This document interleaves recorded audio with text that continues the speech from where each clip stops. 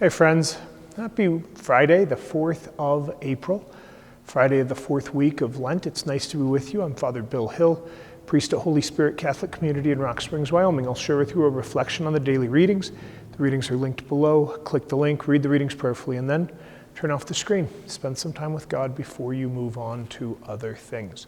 Be mindful that today is a day of abstaining from meat, and perhaps other sacrifices if you desire. There are Stations of the Cross as well as fish dinner provided by the Knights of Columbus. If any of those are interesting to you, please join us. Farewell dinner, farewell luncheon for Father Ariel on Sunday at 1. Potluck, if you're able to bring something, maybe a dessert, that'd be great. But even just come and pray with Father Ariel and tell him thank you. Monday night, 6 p.m., Lenten communal penance service. Priests of the region will be here and celebrate God's mercy with us. Plenty going on. We have a reading from the Book of Wisdom, but I'm going to start with John's Gospel today. John, we hear about Jesus and the crowds wondering about him. Maybe the leadership has realized he is indeed the Messiah, the Anointed One, and so they're letting him to teach and to be present openly.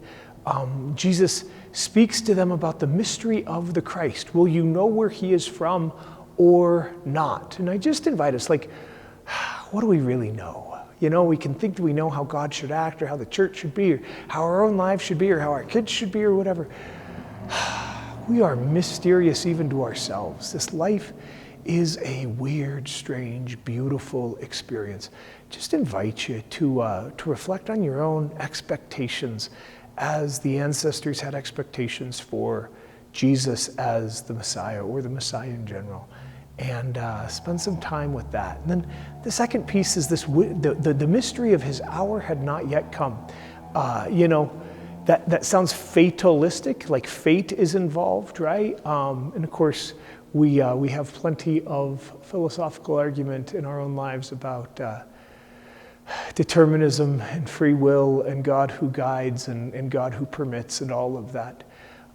But to just sit with a bit of that mystery of hours not yet coming and knowing not our day nor our hour. If God wills it, what on earth we might mean by that, and just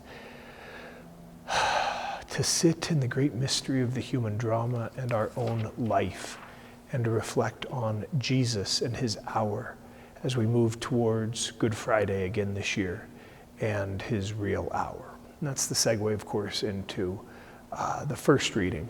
We're 2 Fridays away from Good Friday. And so especially these Fridays in Lent point to the suffering of the Christ, and this first reading speaks of it.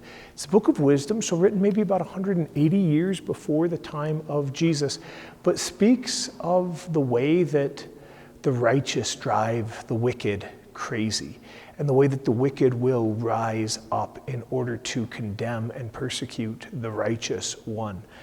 You can look at it as a reflection on human nature. You can look at it as an inspired text that speaks to us of how the Christ, the beloved, the anointed of God, would be treated. Because I tell you what, you read it and you go, boy, this sounds a lot like Jesus to me. I just invite us to pray into suffering, into our own experience of suffering, pain, and loss, difficulty in our lives, and to turn to the Lord with real trust and faith like Jesus did as he gave thanks to the Father and as he moved towards the cross. Let our hope be in God above all things, trusting in God more than human strength. Read those readings prayerfully. Turn off the screen. Spend some time with God before you move on to other things. Pray for peace in this world. Pray for peace in our own hearts and in our families. God bless y'all.